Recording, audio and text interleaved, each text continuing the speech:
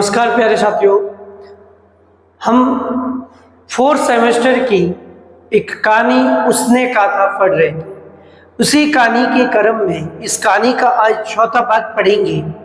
पहले भाग में अमृतसर के बाजार का दृश्य और बम्बू काट वालों के बीच में से एक चौक की दुकान पर मुलाकात होती है एक 12 वर्ष का लड़का और एक 8 वर्ष की लड़की। उसके पश्चात वह लड़का उस लड़की को कहता है कि तेरी कुड़माई हो गई, और वह धत कहती है। लेकिन ऐसे ही रोजाना नित्य वह कई सब्जी वाले के या दूध वाले के या मिलते रहते हैं। और एक दिन एकाएक वह लड़का वापस पूछता है और लड़की कहती है हाँ हो गई, दिखता नहीं ये रेशम का सालू। तो ऐसे कहते हुए ये कहानी का पहला भाग खत्म होता है और दूसरे खंड में एक युद्ध की स्थिति का चित्रण है जो जर्मन की भूमि पर लाना सिंह और उनके साथी जर्मनों से लड़ते हैं। खंदक का चित्रण है, रह रहकर दावा होता है और वहां की कड़ाके की ठंड का चित्रण किया गया है। उसी क्रम में तीसरे खंड में एक जब लैना सिंह एक खंदक में पहरा दे रहा होता है तो लप्टन के वेश में एक जर्मन घुस आता है और वह जर्मन और उस वजीरा सिंह के संवाद का चित्रण है, लाना सिंह का। आज कहानी का चौथा भाग है होश में आओ। अब जैसे ही लाना सिंह है वह खंदक में अंधेरे में अंदर जाता है दौड़ती हुई हड़बड़ी में, तो जाकर वजीरा से टकरा जाता है। तो वजीरा से टकराते ही वजीरा उस लाना सिंह को कहता है क्या हुआ, ऐसी क्या कयामत आई जो इतने हड़बड़ाए हुए हो। तब क्या कयामत आई? तब लाना सिंह कह रहा है होश में आओ कयामत आई। लाना सिंह ने कहा होश में आओ कयामत आई और लप्टन साहब की वर्दी बंद कर दी है। अब उस लप्टन यानी लेफ्टिनेंट लप्टन की वर्दी में कौन? उनकी खंदक में एक जर्मन घुस आया था। तो वह लाना सिंह कह रहा है वजीरा से कयामत आई है, लप्टन के वेश में आई है और लप्टन की वर्दी में आई है। लप्टन साहब या तो मारे गए हैं, अपने जो लप्टन साहब थे वो या तो मारे गए या कैद हो गए हैं। उनकी वर्दी पहनकर यह कोई जर्मन आया है। अब उनकी वर्दी में लप्टन की वर्दी में कौन आया? कोई जर्मन घुस आया है। सूबेदार ने इसका मुंह नहीं देखा, सूबेदार ने मुंह नहीं देखा, मैंने देखा। किसने? लाना सिंह ने। और बातें की है। सोहरा साफ उर्दू बोलता है, अब एकदम साफ उर्दू भाषा बोलता है, पर किताबी उर्दू और मुझे पीने को सिगरेट दिया। अब किताबी उर्दू बोलता है और मुझे पीने के लिए क्या दिया? सिगरेट दिया। हालांकि आगे अपन बात कर चुके हैं कि अंग्रेजी जो वो फिरंगी मैम है उन्हें सिगरेट देती थी तब वह नहीं पीते थे, क्योंकि सिख कभी तंबाकू सिगरेट नहीं लेते। लेकिन यहाँ पे एक जर्मन के वेश में जो लेफ्टिनेंट आया है उसने क्या किया है? लाना को सिगरेट दी, तंबाकू दी, सिगरेट पीने को दिया। जैसे ही सिगरेट देते ही लाना समझ जाता है कि वह लप्टन के वेश में कोई अन्य जर्मन सैनिक है। तो अब मारे गए, तो अब क्या होगा? जैसे वजीरा ने कहा तो उसने कहा मारे गए, धोखा है। सूबेदार हो रहा कीचड़ में चक्कर काटते फिरेंगे। अब उन्हें जो भेजा है बाहर, सूबेदार और उनके साथियों को उस खंदक से किसने? लप्टन साहब ने। लेकिन वह एक सारी झूठी बातें थी, वह उधर बाहर कोई नहीं है, कीचड़ में चक्कर काटते फिरेंगे। सूबेदार हो रहा या खाई पर दावा होगा। अब यहाँ पर क्या होगा? आक्रमण होगा, दावा होगा। उठो एक काम करो, पलटन, पलटन किसे कहते हैं? सैनिक की टोली को, समूह को। पलटन के पैरों के निशान देखते देखते जो सूबेदार और उनके साथी गए हैं खंदक से पार, तो उनके पैरों के निशान देखते देखते दौड़ जाओ।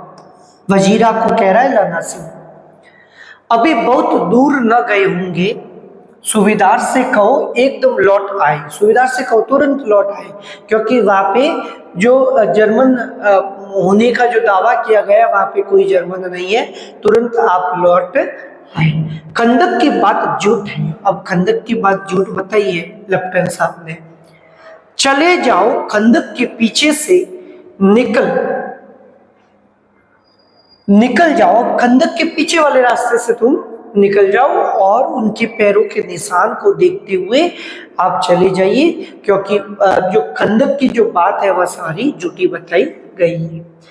पता तक न खड़के देर मत करो, पता तक न चले देर मत करो, सीधे आप चले जाओ।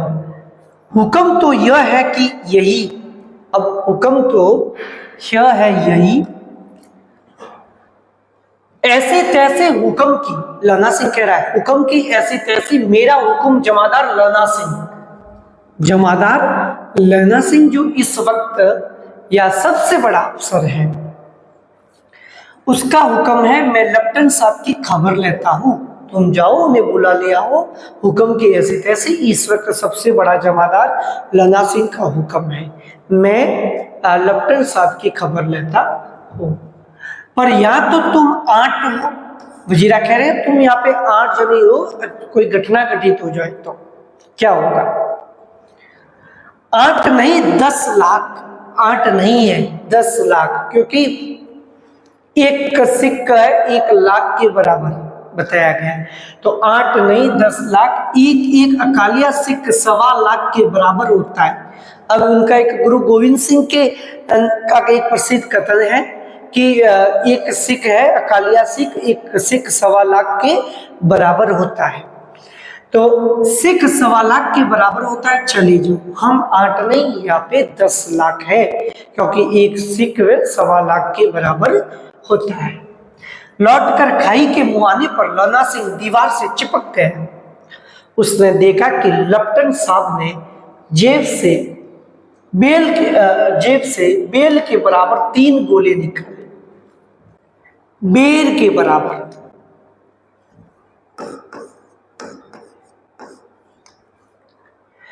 तीनों को जगह जगह खंदक की दीवारों में घुसेड़ दिया और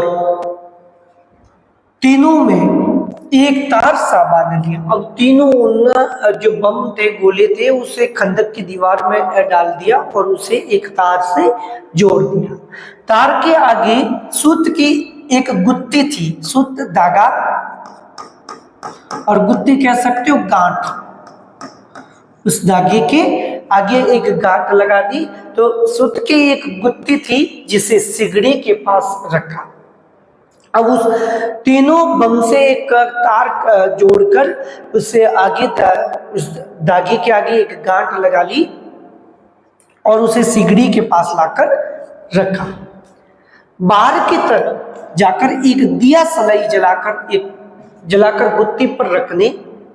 अब उस दिया सलाई जला दी और उस गुत्ती पर जो उस गांठ को जो सिगड़ी के पास रखा था पर रखने बिजली की तरह दो, जैसे ही वह रखने वाला था, लोग चिन्ह है आगे, जैसे ही वह लेफ्टिनेंट साहब उस माचिस को जलाकर उस सिगड़ी के पास है जहाँ पे धागे को छोड़ा था वहां रखने वाला था, बिजली की तरह दोनों हाथों से उल्टी बंदूक को उठाकर लाना सिंह ने सांप की कोनी पर तान कर दी, मारा। अब तान कर उसने उल्टी बंदूक को सांप की कोनी पर मार दिया। धमाके के साथ सांप के हाथ से दिया सलाई गिर पड़ी। जैसे ही उसने बंदूक से कोने पर उसने लगाई लाना सिंह ने और हाथ से दिया सलाई गिर पड़ी। लाना सिंह ने एक कुंदा सांप की गर्दन पर मारा और सांप आंख मिन गोट करते हुए, आंख में गोट यानी वो मुर्शिद से हो गए, वो कहते हुए चित हो गए, मुर्शिद हो गए, बेहोश हो गए। लाना सिंह ने तीनों गोले बीन कर खंदक के बाहर फेंके और सांप को घसीट कर सिगड़ी के पास लेटाया। फिर लाना सिंह ने क्या किया, उस तीनों गोलों को निकालकर खंदक से बाहर फेंके और सांप को घसीटते हुए उस सिगड़ी के पास ले गए। जेबों की तलाशी ली, 3-4 लिफाफे और एक डायरी निकालकर, अब जेब से क्या निकला, 3-4 लिफाफे निकले, फारसी शब्द है, और एक डायरी निकालकर उन्हें अपनी जेब के हवाले किया, यानी अपनी जेब में डाली।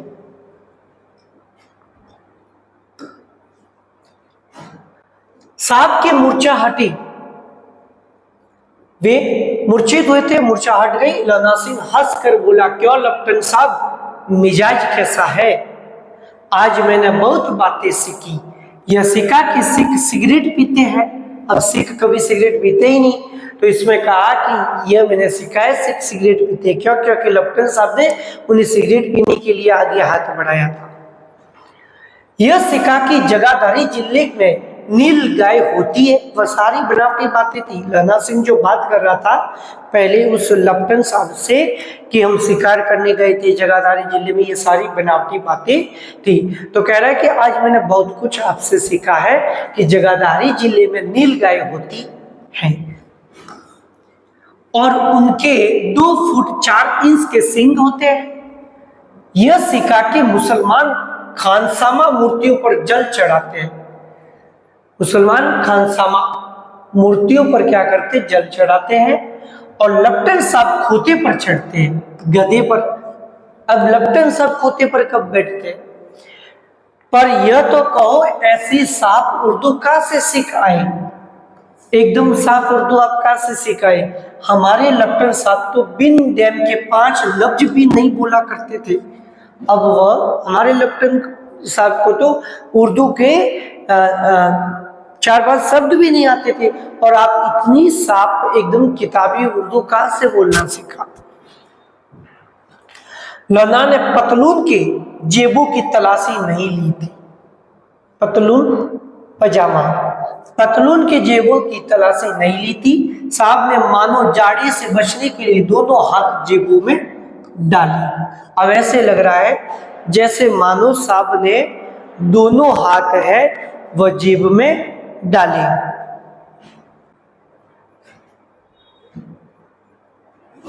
लाना सिंह कहता गया, चालाक तो बड़े हो पर मांझी का लेना।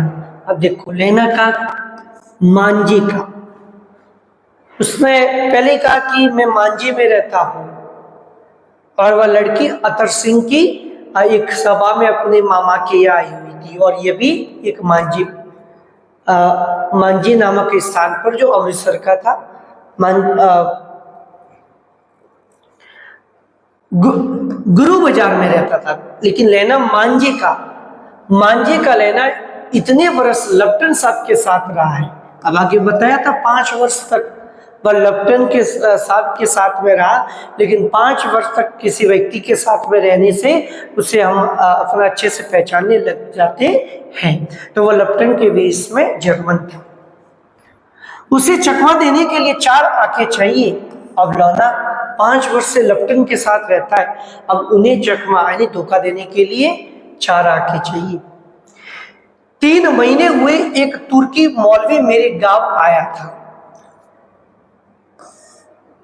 मौलवी मुस्लिम संत औरतों को बच्चे होने की ताबीज बांटता था और बच्चों को दवाई देता था। चौधरी के बड़ के नीचे मंजा बिछाकर हुक्का पीता रहता था और कहता था कि जर्मनी वाले बड़े पंडित हैं, वेद पढ़ कर उसमें से विमान चलाने की विद्या जान गए। वेद पढ़कर उसमें से विमान चलाने की वह विद्या जान गए। गौ को नहीं मारते, गाय हिंदुस्तान में आ जाएंगे तो गौ हत्या बंद कर देंगे। अब हिंदुस्तान में आने से क्या गौ हत्या क्या कर दी जाएगी, बंद हो जाएगी। मंडी के बनियों को बकाता की डाक खाने से रुपया निकाल लो, सरकार का राज्य जाने वाला है। डाक बाबू पोलूराम भी डर गया था। अब वह मौलवी भी बातें बना रहा था, तब लैला उसे पहचान गया, तब अपने पूर्व की कहानी को सुना रहा। मैंने मुल्ला जी की दाढ़ी मुड़ दी थी और गांव से बाहर निकल कर कहा था कि जो मेरे गांव में अब पैर रखा तो अब की खैर नहीं है। तो उस मौलवी को भी लौना सिंह ने निकाल दिया था, धकेल कर अपने गांव से बाहर। साहब की जेब में से पिस्तौल चला और लौना की जांघ में गोली लगी। जैसे ही उसने पतलून में हाथ डाले थे, ऐसे लग रहा था जैसे साहब को ठंड से बचने के लिए हाथ डाल रहा था, जबकि जेब में उनकी क्या थी? पिस्तौल थी। हालांकि लैला ने तलाशी ले ली थी, लेकिन उस जो पजामा पहना हुआ था उस लपटन साहब ने उस पजामे की तलाशी नहीं ली थी और जेब से पिस्तौल चला और लौना की जांघ में गोली लगी। इधर लौना की हेनरी मार्टिन के 2 फायरों ने, सैनिक टुकड़ी का नाम हेनरी मार्टिन की 2 फायरों ने साहब की कपाल क्रिया कर दी। अब उधर लैला की सैनिक टुकड़ी आई और जैसे ही लैला की जांघ पर गोली चली तो उधर दूसरी ओर लैला के कुछ सैनिकों ने उसे गोली मारकर लपटन को मार दिया। धड़ाका सुनकर सब दौड़ आए। बोधा चिल्लाया, क्या है? बोधा सूबेदार हजारा सिंह का पुत्र है। लौना सिंह ने उसे यह कहकर सुला दिया कि एक हड़का हुआ कुत्ता आया था, मार दिया और औरों से सब हाल कह दिया। अब कहते हैं हड़का हुआ कुत्ता आया था, उसे मार दिया, ऐसे कहकर बोधा को बात डाल दी। सब बंदूकें लेकर तैयार हो गए। लौना ने साफा फाड़कर घाव के दोनों तरफ पट्टियां कस कर बांधी। जो जान के गोली लगी थी, साफा फाड़कर उसे कसकर बांध लिया। घाव मांस में ही था। पट्टियों के कसने से लहू निकलना बंद हो गया। जैसे ही वह उस पट्टी को कस कर बांधा तो उस जान से लहू निकलना बंद हो गया। इतने में 70 जर्मन चिल्लाकर खाई में घुस पड़े। अब जर्मन सैनिक कितने थे? 70। इतने में 70 सैनिक है, वह चिल्लाकर खाई में घुस पड़े। सिखों की बंदूकों की बाढ़ ने पहले दावे को रोका। अब सिख भी दूसरी ओर से आक्रमण करने लगे। जो 70 जर्मन खाई से आए थे और बंदूकों की बाढ़ से पहले दावे को रोक दिया। किसके दावे को? जर्मन जो 70 सैनिक थे उनके दावे को रोका। दूसरे को रोका, पर यहाँ थे 8। आठ कौन थे? सिख थे। सिख सैनिकों की संख्या कितनी थी? 8 थी। और जर्मन सैनिकों की संख्या कितनी थी? 70। लौना सिंह तक कर मार रहा था। वह खड़ा था और लेटे हुए थी। अब लौना सिंह खड़े खड़े गोली चला रहा था और अन्य सैनिक है वह लेटे हुए चला रहे थे। और वे 70 कौन? जर्मन सैनिक 70 थे। अपने मुर्दा भाइयों के शरीर पर चढ़कर जर्मन आगे घुसे आते थे। जैसे जर्मनों की मृत्यु हो रही थी, गोली से मर रहे थे, तो वे उनके लाशों पर चढ़कर वे आगे बढ़ रहे थे। थोड़े से मिनटों में वे अचानक आवाज आई, वाह गुरुजी की फतह, वाह गुरुजी का खालसा। सिखों की विजय हुई। थोड़ी देर में वे सभी मारे गए। अचानक से एक रणघोष की आवाज आई कि वाह गुरुजी की फतह, वाह गुरुजी का खालसा। और धड़ाधड़ बंदूकों के फायर जर्मनों की पीठ पर पड़ने लगे। ऐन मौके पर जर्मन 2 चक्की के पाटों के बीच में आ गए। क्यों? क्योंकि वह दूसरी ओर जो वजीरा सिंह है, सूबेदार को लेने गए थे, वह लेके आ गए। तो वह इस ओर भी सिख हो गए और उस ओर भी सिख। बीच में जर्मन थे, वह चक्की के 2 पाटों की तरह बीच में फंस गए। पीछे से सूबेदार हजारा सिंह के जवान आग बरसाते थे और सामने लौना सिंह के साथियों के संगीत चल रहे थे। वह बंदूक उठाकर चला रहे थे। पास आने पर पीछे वालों ने भी संगीत पिरोना शुरू कर दिया। बंदूक निशाना लगाना शुरू कर दिया। एक किलकारी आवाज और अकाल सिक्का दी फौज आई, वागुरुजी दी फतह, वागुरुजी दा खालसा। सत श्री अकाल पुरुष, सिखों का कथन है सत श्री अकाल पुरुष, और लड़ाई खत्म हो गई। 63 जर्मन या तो खेत रहे थे, खेत हो जाना, खेत होना यानी युद्ध भूमि में मारा जाना, खेत होना।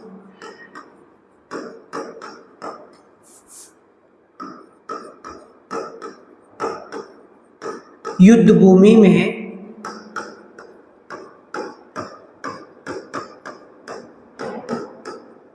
मारा जाना, या तो वह 63 जर्मन या तो खेत रहे थे या फिर वह दर्द से करा रहे थे। सिखों में 15 के प्राण गए और सिख सैनिक के 15 के प्राण चले गए, यानी सिख थे आते लेकिन पीछे से और भी आए थे, तो सिखों के 15 सैनिकों के प्राण चले गए। सूबेदार के दाहिने कंधे में से गोली आर पार निकल गई। लैना सिंह की पसली में एक गोली लगी, एक गोली पसली में भी लैना सिंह के लगी। उसने घाव को खंदक की गीली मिट्टी से पूर लिया। अब जो घाव लगा था वह पसली में गोली लगी थी, उसे खंदक की गीली मिट्टी से भर दिया। किसने? लैना सिंह ने।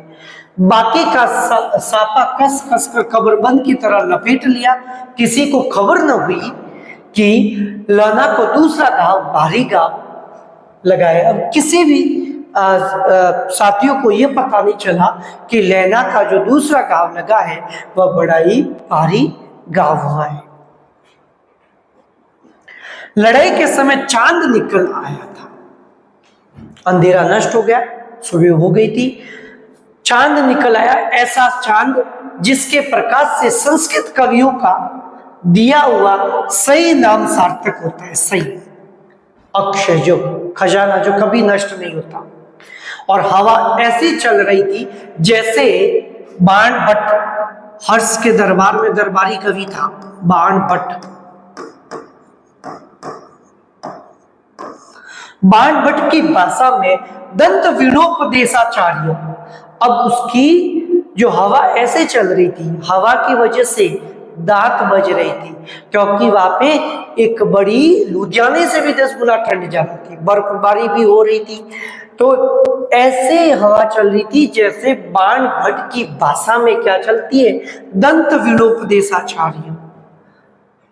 कंपन हो रहा था, कलाती थी। वजीरा सिंह कह रहा था कि कैसे मन मन बर्फ फ्रांस की भूमि मेरे बूटों से चिपक रही है। जब मैं दौड़ा दौड़ा सूबेदार के पीछे गया था, सूबेदार लैना सिंह से सारा हाल सुन और कागजात पाकर सूबेदार लैना सिंह से सारा हाल सुन लिया और कागजात पाकर वे उसकी तुरंत बुद्धि को सराह रहे थे, यानी समझ गए कि कोई वापस घटना घटित हो गई। इसीलिए सूबेदार तुरंत वहां से 20 रास्ते से ही वापस आ गए थे और कह रहे थे कि तू ना होता तो आज सब मारे जाते। किसने कहा? सूबेदार ने, कि अगर आज आप तो नहीं होता, जरा सिंह ने, आप नहीं होते तो हम सारे सिख मारे जाते। इस लड़ाई की आवाज 3 मील दाहिनी ओर की खाई वालों ने सुन ली थी। जैसे लड़ाई हुई, धमाके हुए, तो 3 मील दूर एक अन्य खाई थी और उस खाई में जो सैनिक टुकड़ी थी उन्होंने भी उनकी आवाज सुन ली थी। उन्होंने पीछे टेलीफोन कर दिया था। वहां से झटपट 2 डॉक्टर और 2 बीमार ढोने की गाड़ियां चली। अब वहां से उस खंदक से 2 डॉक्टर और बीमार व्यक्तियों को ढोने की गाड़ियां आई चली, जो कोई 1.5 घंटे के अंदर आ पहुंची, जो 1.5 घंटे के अंदर उस घटना स्थल पर आ पहुंची। फील्ड अस्पताल नजदीक था, अस्पताल का नाम है फील्ड अस्पताल। सुबह होते होते वहां पहुंच जाएंगे। इसीलिए मामूली पट्टी बांधकर एक गाड़ी में घायल को लिटाई गई और दूसरी में लाशें रखी गई। लाशें तुर्की शब्द है। दूसरी गाड़ियों में क्या रखी गई? लाशें रखी गई। एक गाड़ी में तो घायलों को लिटाया गया जो पास में एक नजदीक अस्पताल था, फील्ड अस्पताल, और वहां उन्हें पहुंचाया जा रहा था, और दूसरी गाड़ी में लाशों को रखा जा रहा था। सूबेदार ने लना सिंह की जांघ में पट्टी बंधवानी चाहिए, पर उसने यह कहकर टाल दिया कि थोड़ा घाव है। अब उसके सूबेदार ने जांघ में पट्टी बंधवानी चाहिए, लेकिन ये कहकर टाल दिया कि थोड़ा सा घाव है, जबकि जान से ज्यादा घाव गहरा उसकी पसली में हुआ था, जो किसी को पता नहीं था। सवेरे देखा जाएगा, आपका थोड़ा सा ही घाव है, सुबह होगा, सवेरे देखा जाएगा। बोधा सिंह ज्वर में बर्रा रहा था, ज्वर बुखार।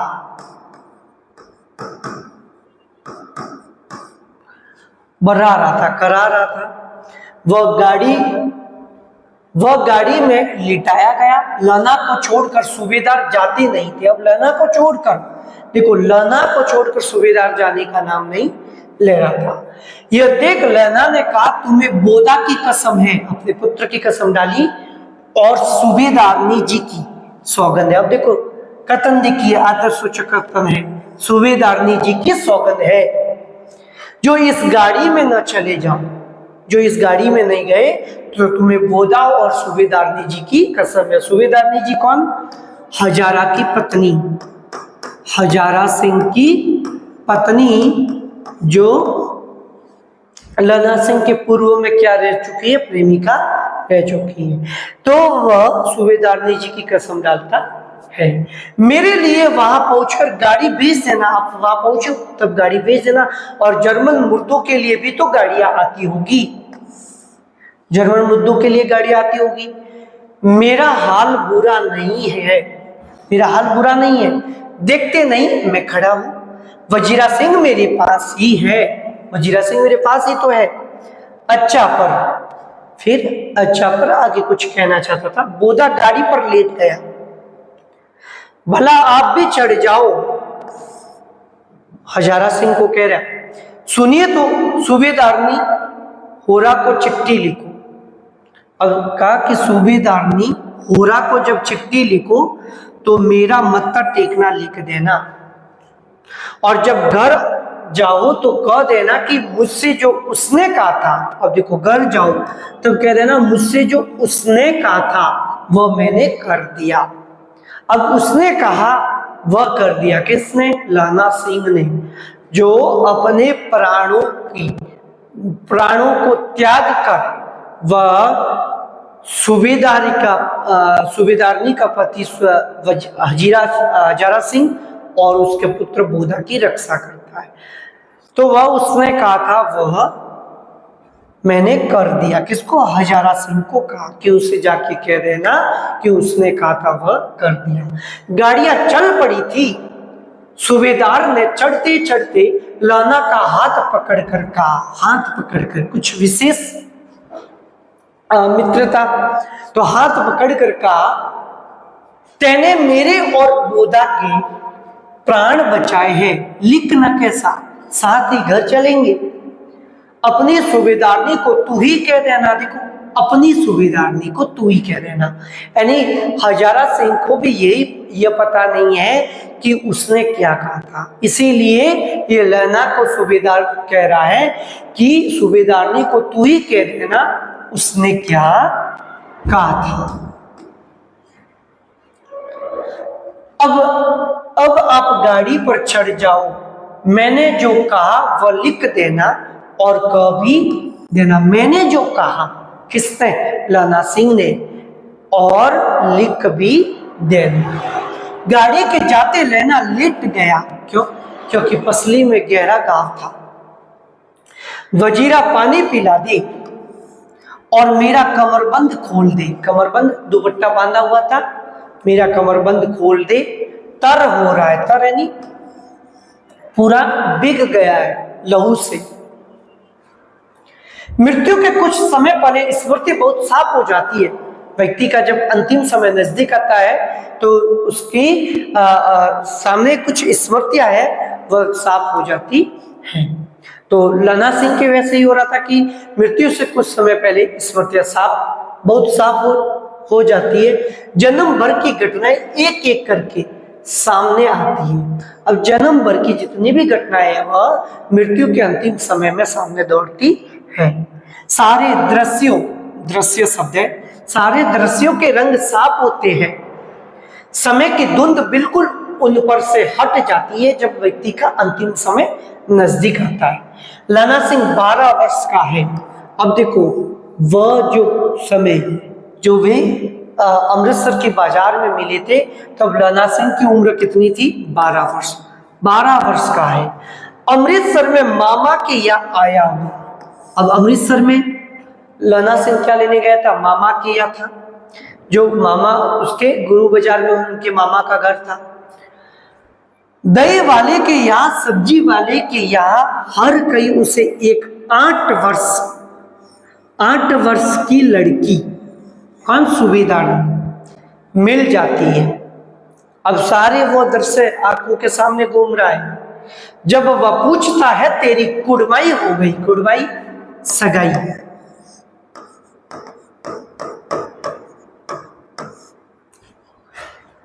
तब दत्त कहकर वह भाग जाती है। एक दिन उसने वैसे ही पूछा तो उसने कहा, लड़की ने, हाँ कल हो गई।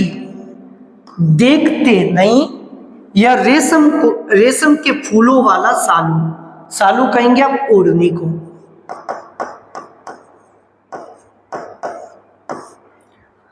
सुनते ही लैला सिंह को दुख हुआ, क्रोध हुआ। क्यों हुआ? क्योंकि उससे वह स्नेह करता था, प्रेम करता था। वजीरा सिंह पानी पिला दी। 25 वर्ष बीत गए। देखो उस बात को कितने वर्ष हो गए? जब वह 12 वर्ष का था तब अमृतसर में अपने मामा के 8 वर्ष की एक लड़की से मुलाकात होती है, लेकिन अब वह 25 वर्ष बीत चुके हैं। उस बात को कितने वर्ष हो गए? 25 वर्ष हो गए। तो लैला की उम्र 37 वर्ष है ना?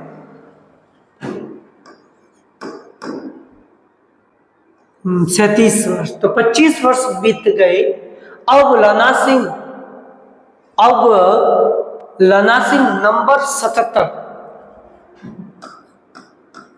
अब लैला सिंह, उस बात को 25 वर्ष हो गए, लेकिन अब कहा है लैला सिंह नंबर 77 रैफल्स में जमादार हो गया।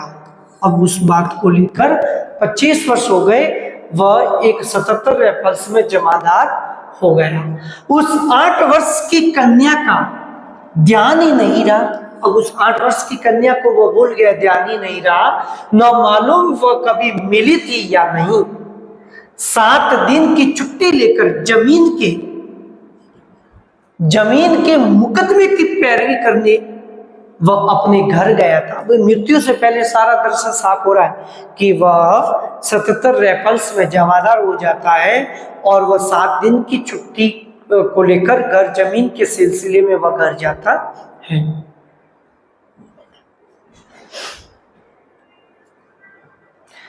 वहां रेजिमेंट के अफसर की चिट्ठी मिली कि फौज लाम पर जाती है। लाम पर पहरेदार, युद्ध करने की फौज लाम पर जाती है, फौरन चले आओ। जाती जैसे घर गए और वहां पे चिट्ठी मिल गई कि तुम्हें तो तुरंत आना पड़ेगा। साथ ही सूबेदार हजारा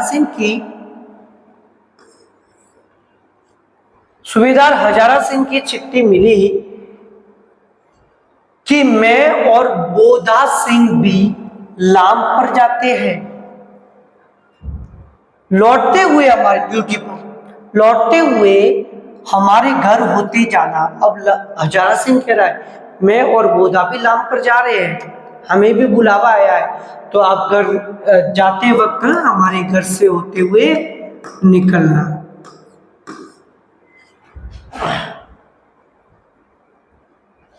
लना सिंह को कहा हजारा सिंह ने। साथ ही चलेंगे, सूबेदार का गांव रास्ते में पड़ता था। लना सिंह के घर जाते समय रास्ते में सूबेदार का गांव आता था और सूबेदार उसे बहुत चाहता था, अच्छी मित्रता थी दोनों में। लना सिंह सूबेदार के यहाँ पहुंचा। जब चलने लगे तब सूबेदार बेड़े में से निकलकर, अंदर से, घर के अंदर वाले भाग से बाहर निकलकर आया और बोला, लना सूबेदारनी तुमको जानती है। अब क्या कहा, सूबेदारनी तुमको जानती है, बुलाती है, जा मिला। किसने कहा, लना हजारा सिंह ने। लना सिंह भीतर गया अंदर। सूबेदारनी मुझे जानती है, कब से? रेजिमेंट के क्वार्टरों में तो कभी सूबेदार के घर के लोग रहे नहीं, रेजिमेंट के क्वार्टरों में तो कभी नहीं मिले, हम रहे नहीं, फिर कब से जानती है? दरवाजे पर जाकर मत्था टेकना कहा, जा दरवाजे पर जाकर मिल आ। अशिष्ट सुनी। लना सिंह चुप, मुझे पहचाना। अब लना सिंह जैसे ही गया और कहा, लना सिंह चुप हो गया, मुझे पहचाना? किसने कहा, सूबेदारनी ने। तो लना सिंह ने कहा, नहीं, तेरी कुड़माई हो गई। तत्काल, तत्काल नहीं है ये, तत्काल,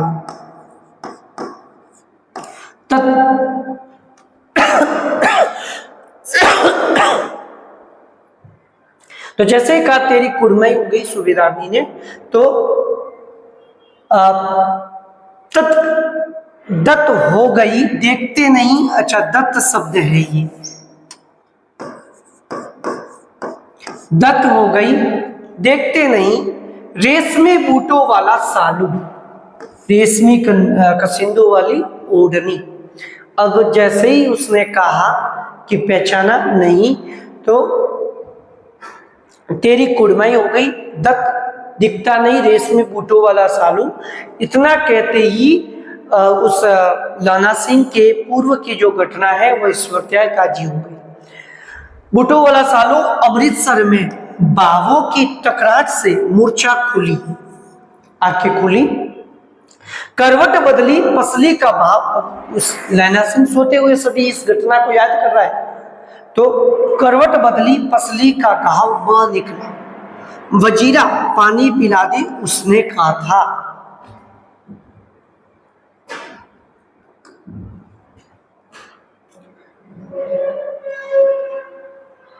स्वप्न चल रहा है, सूबेदारनी कह रही है।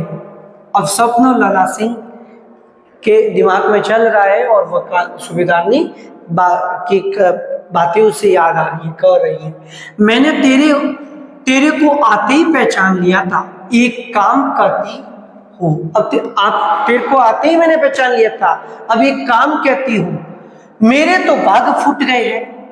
सरकार ने बहादुरी का खिताब दिया है, सरकार ने जो बहादुरी का खिताब दिया है, लायलपुर में जमीन दी है। अब लायलपुर एक स्थान है जहाँ पे उन्हें जमीन मिली है। आज नमक हलाली का मौका आया है, नमक हलाली का, यानी तुम्हें वापस स्वामी भक्ति निभाने का आज मौका आया है। आज नमक हलाली का मौका आया है और सरकार ने हम तीमियों की एक गगरिया पलटन क्यों न बना दी, यानी एक स्त्रियों की एक टुकड़ी क्यों नहीं बनाई सैनिक की, जो मैं भी अपने पुत्र और पति के साथ साथ उस सेना में भर्ती हो जाती। तो सरकार ने एक तीमियों की एक गगरिया पलटन क्यों न बना दी, जो मैं भी सूबेदार जी के साथ चली जाती। एक बेटा है, कौन? बोधा सिंह, फौज में भर्ती हुए उसे 1 ही बरस हुआ है बोधा सिंह को। उसके पीछे 4 और हुए पर एक भी नहीं जिया। 4 बच्चे और हुए लेकिन एक भी नहीं जिया। सूबेदारनी कह रही है लना सिंह को। सूबेदारनी रोने लगी। अब दोनों जाते हैं, अब दोनों फौज में जाते हैं। मेरे बाद तुम्हें याद है? अब वो उसने क्या कहा था वह अभी कह रही है, ध्यान रखना। तो अब दोनों जाते हैं, मेरे बाद तुम्हें याद है? एक दिन टांगे वाले का घोड़ा दही वाले की दुकान के पास बिगड़ गया था। तुमने उस दिन मेरे प्राण बचाए थे। आप घोड़े की लातों में चले गए थे। घोड़े की पैरों के बीच में चले गए थे और मुझे उठाकर दुकान की तख्ती पर खड़ा कर दिया था और मेरी रक्षा की थी आपने। आपको याद है एक दिन तांगे वालों के बीच में मैं आ गई थी और आप घोड़ों की लातों के बीच में चले जाकर और मुझे उसे दुकान की तख्ती पर उठा कर खड़ा कर दिया था। ऐसे ही इन दोनों को बचाना, ऐसे ही जैसे मुझे बचाया था घोड़ों के पैरों के बीच में जाकर, वैसे ही मेरे पति और मेरे बच्चे की रक्षा करना। यही कहा था किसने?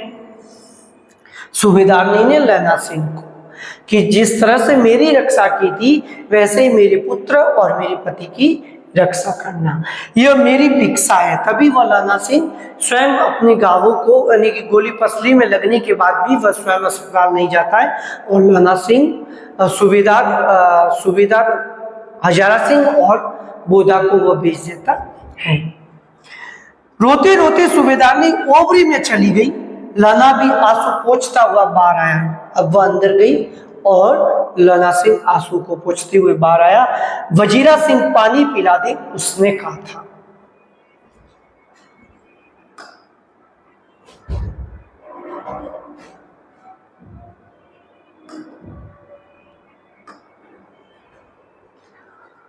लैला का सिर अपनी गोद में रखे वजीरा सिंह बैठा है। अब लैला का सिर अपने गोद में रखे हुए वजीरा सिंह बैठा है। हालांकि आपको पता है कि वजीरा सिंह उसकी गोद में लैला का सिर लेकर बैठा, लेकिन लैला सिंह की क्या इच्छा थी कि मृत्यु के अंतिम क्षण में अपने भाई कीरत सिंह की गोद में उसका मस्तक हो और आंगन में क्या हो, आम की छाया हो, पेड़ की छाया हो। तो जब वजीरा सिंह उसको लेकर बैठा है लैला सिंह को, जब मांगता है तो पानी पिला देता है। आधे घंटे तक लैला चुप रहा, फिर बोला, कौन? कीरत सिंह। अब वजीरा सिंह को वो कीरत सिंह समझ रहा है, अपना छोटा भाई, क्योंकि लैला सिंह की इच्छा थी कि मृत्यु के अंतिम क्षण में भाई कीरत सिंह की गोद में उसका क्या हो, मस्तक हो। वजीरा ने कुछ समझ कर कहा, हाँ भैया मुझे और ऊंचा कर ले, अपने पट पर मेरा सिर रख दे। वजीरा ने वैसे ही किया। हाँ अब ठीक है, पानी पिला दे, बस अब के हाड़ में, हाड़ नहीं, अब के मौसम में, बस अब के हाड़ में यह आम खूब फलेगा। उनका आंगन में आम का वृक्ष हो, तो उस घटना को वह याद कर रहा है कि बस अब के हाड़ में, अब के मौसम में यह आम खूब फलेगा। चाचा भतीजा दोनों यही बैठकर आम खाना। जितना बड़ा तेरा भतीजा है उतना ही यह आम। क्यों? क्योंकि जब उसके बच्चे का जन्म हुआ था तब उसने आम का ये पौधा बोया था। तब कह रहा है कि चाचा और भतीजा आप दोनों, कीरत सिंह और लैला सिंह का बच्चा, दोनों मिलकर अब के बरस मौसम में आप आम खाना और जितना बड़ा तेरा भतीजा है उतना ही यह आम। क्योंकि जन्म के उपलक्ष्य में उस आम के वृक्ष को बोया, पेड़ को, पौधे को बोया था। जिस महीने उसका जन्म हुआ था उसी महीने मैंने इसे लगाया था। वजीरा सिंह के आंसू टप टप टपक रहे थे। कुछ दिन पीछे लोगों ने अखबारों में पढ़ा, फ्रांस और बेल्जियम 68वीं सूची, मैदान में गावों से मरा नंबर 77 सिख राइफल्स जमादार लैला सिंह। तो ये कहानी एक अधूरे प्रेम, त्याग और बलिदान की कहानी थी, जो अपने स्नेह प्रेम से ये कहानी प्रारंभ होती है और मृत्यु सैया पर जाकर ये कहानी खत्म होती है। तो लैला सिंह ने अपने प्रेम का निर्वाह करने के लिए, उसने जो कहा था उसको पूर्ण करने के लिए अपने प्राणों को बलिदान देकर वह उनकी रक्षा करता है। धन्यवाद। उसके आगे नई कविता अपन पढ़ेंगे, पूस की रात, नई कहानी के साथ। धन्यवाद।